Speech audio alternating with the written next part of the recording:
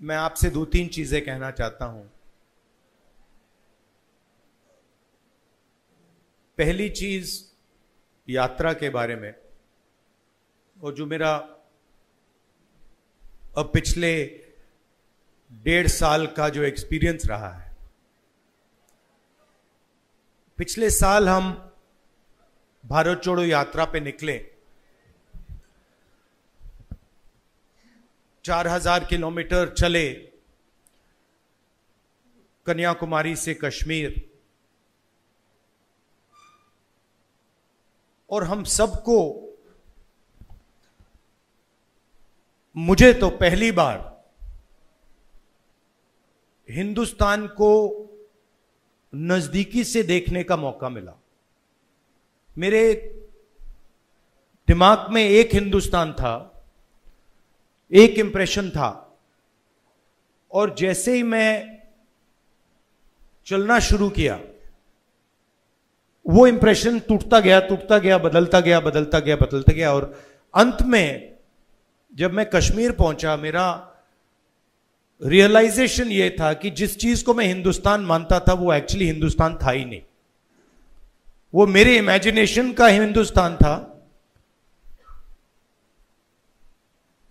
Uninformed Hindustan था। और ये जो मैं हिंदुस्तान भारत जोड़ो यात्रा में जिसको देखा है, ये भी एक प्रकार से अनइन्फॉर्म्ड हिंदुस्तान है। ये पहले वाले हिंदुस्तान से बेहतर इन्फॉर्म्ड है, मगर ये भी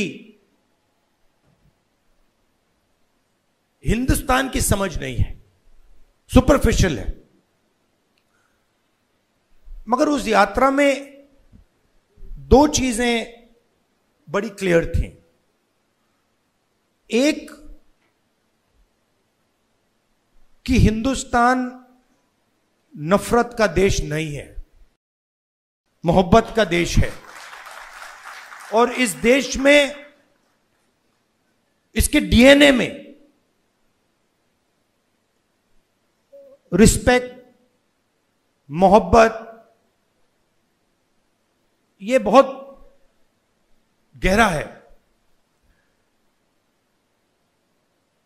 तो चलते चलते मेरे दिमाग में यह सवाल आना शुरू हुआ कि अगर यह नफरत का देश नहीं है, यह पहला देश है जिसने इंडिपेंडेंस की लड़ाई मोहब्बत से लड़ी, और कोई देश है ही नहीं। मतलब कहते हैं कि civil rights movement, Gandhi ji की फिलॉसफी, उसने गांधी जी की फिलॉसफी का प्रयोग किया, मगर जो उनको डायरेक्शन किसने दिया? उनको डायरेक्शन गांधी जी ने दिया, हिंदुस्तान ने दिया। साउथ अफ्रीका में मैं गया था, मंडेला जी ने मुझे यही कहा कि हमें जो औजार दिए गए, हमारी फ्रीडम स्ट्रगल के जो औजार दिए गए, वो अफ्रीका के औजार नहीं थे, वो आपके औजार थे, हिंदुस्तान के औजार थे, और वो औजार हमें गांधी जी ने दिए।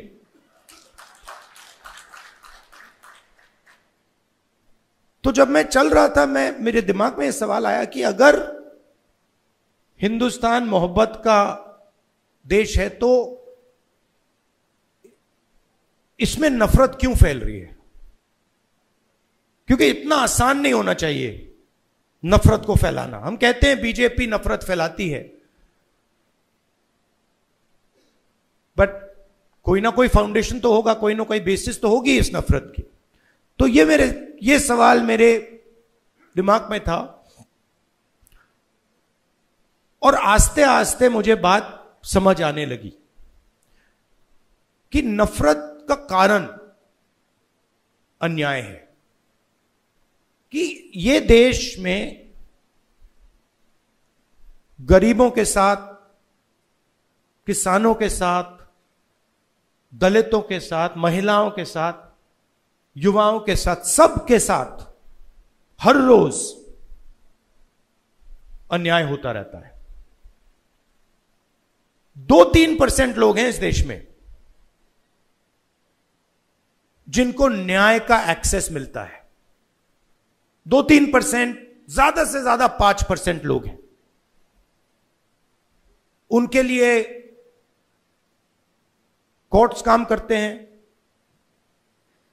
उनके लिए सरकार काम करती है, सारी इंस्टीट्यूशंस में उनके लिए जगह है। बट अगर हम 90% लोगों को देखें, उनके साथ 24 घंटा अन्याय हो रहा है। 16 लाख करोड़ रुपए 20-25 लोगों का कर्जा माफ हुआ। जीएसटी का पैसा है, जनता का पैसा है, किसानों का पैसा है, मगर किसानों का 1 रुपया माफ नहीं होता है। और मैंने सरकार के अंदर से देखा है, जब हमने किसान कर्जा माफी की बात उठाई, जब हम सरकार में थे, तो रिस्पांस मिला कि यह ठीक नहीं है, इससे किसान आलसी हो जाएगा।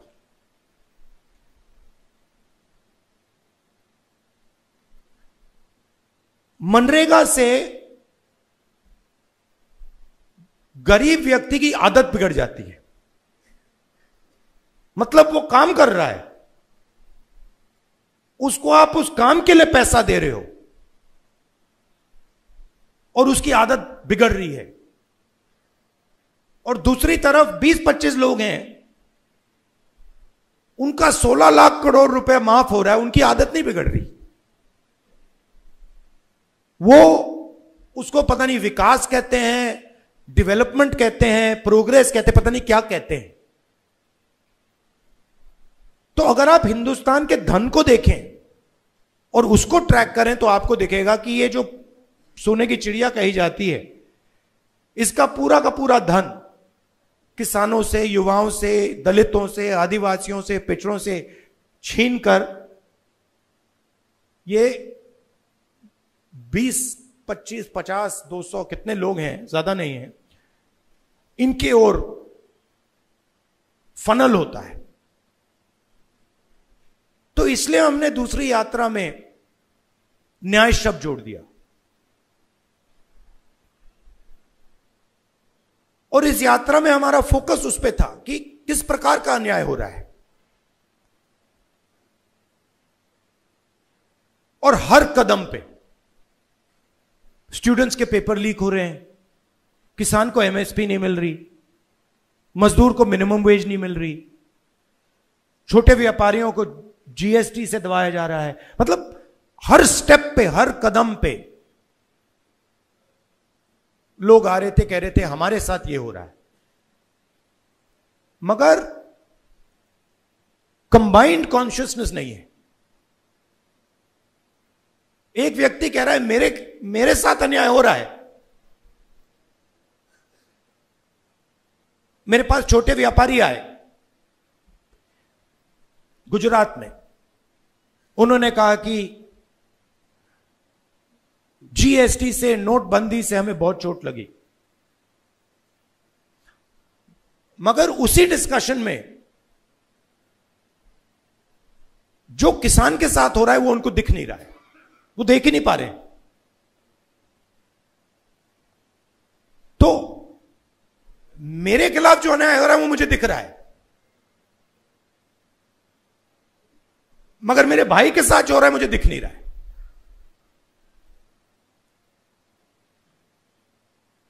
तो यह बहुत जरूरी बात है, क्योंकि जब तक आप अपने भाई के साथ जो अन्याय हो रहा है वो नहीं देखोगे, तब तक कोई मूवमेंट खड़ा नहीं हो सकता। मैं जूडो करता हूं और उसमें एक बड़ी इंटरेस्टिंग चीज है। उसमें जमीन पे गिरना पड़ता है, फेंका जाता है व्यक्ति को। तो जब पहले व्यक्ति शुरू करता है तो वो अपने आप को प्रोटेक्ट करने की कोशिश करता है। जमीन पे गिरोगे तो फिर आप अपने आप की रक्षा करते हो। फिर थोड़ा एडवांस्ड होता है, फिर उसको बात समझ आती है, वो जमीन की रक्षा करना शुरू कर देता है। मतलब don't protect yourself, protect the mat. और बड़े मजे की बात दिखती है कि जब आप जमीन को प्रोटेक्ट करते हो तो ऑटोमेटिकली जमीन आपको प्रोटेक्ट करती है। तो मूवमेंट कैसे बनती है? मूवमेंट जब बनती है जब मैं अपने दर्द को छोड़कर मेरे साइड में जो खड़ा है उसके दर्द की रक्षा करना शुरू करता हूं, ऑटोमेटिकली वो मेरी रक्षा करेगा, उसको करना ही पड़ेगा। तो ये एक मेंटल लीप की जरूरत है। सबको दिख रहा है कि भाई किसान को दिख रहा है, मजदूर को दिख रहा है, सबको दिख रहा है, मगर एक दूसरे का दर्द नहीं दिख रहा किसी को। मेरा एक्सपीरियंस है दूसरी यात्रा का। आखिरी बात देखिए, आपने राहुल गांधी का नाम बहुत बहुत बार लिया। कांचा जी मेरे दोस्त हैं, उन्होंने नारे भी दे दिए। ये राहुल गांधी नहीं है, ये हिंदुस्तान में करोड़ों लोगों की फीलिंग है। उनमें से मैं एक हूं और आप मेरे ऊपर फोकस कर देते हैं। बट भारत जोड़ो यात्रा में मैंने अपनी आंखों से देखा, मैं अकेला नहीं चल रहा था, लाखों लोग चले थे मेरे साथ। और एक्चुअली भारत जोड़ो यात्रा की स्ट्रेंथ राहुल गांधी नहीं था। भारत जोड़ो यात्रा की स्ट्रेंथ वो बाकी लोग थे।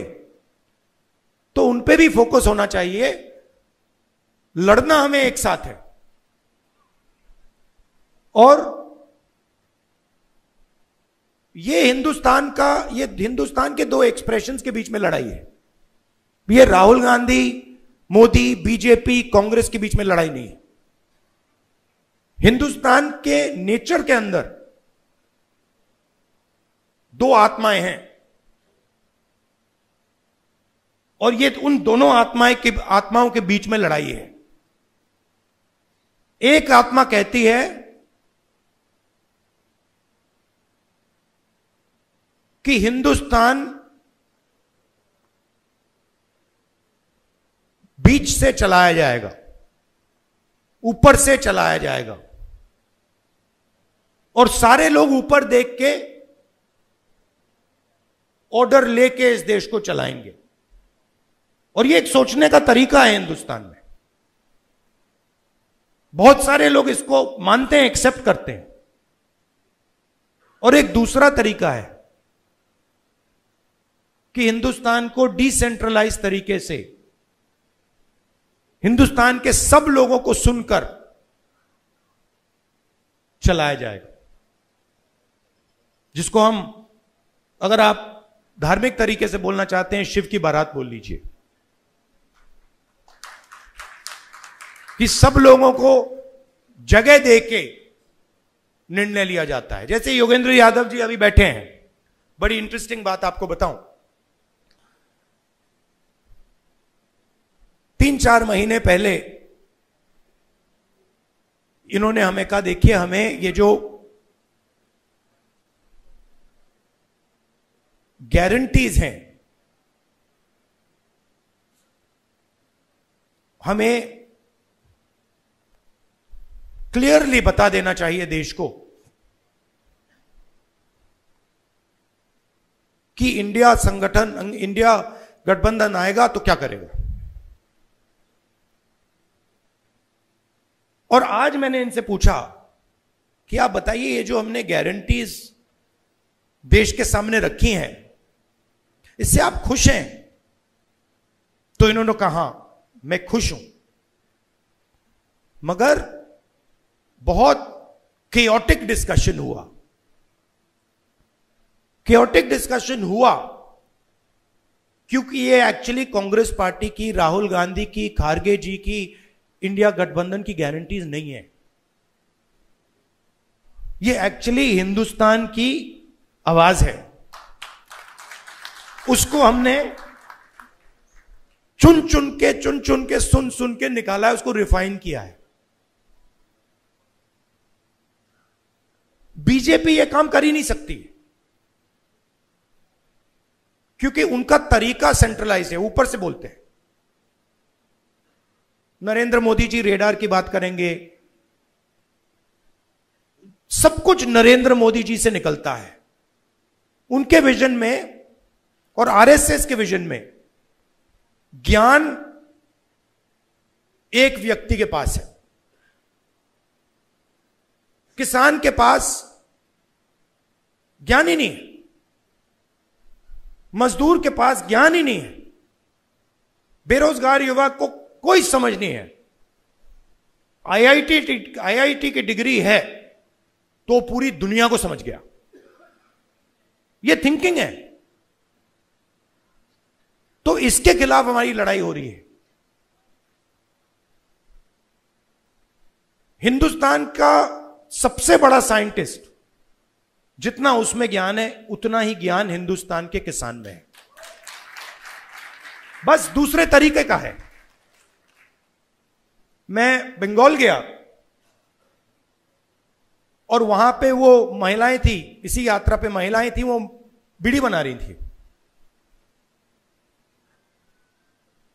उनके हाथ में जो स्किल थी, बीड़ी बनाती थी वो, उनके हाथ में जो स्किल थी मैंने अपनी जिंदगी में कभी पहले नहीं देखी।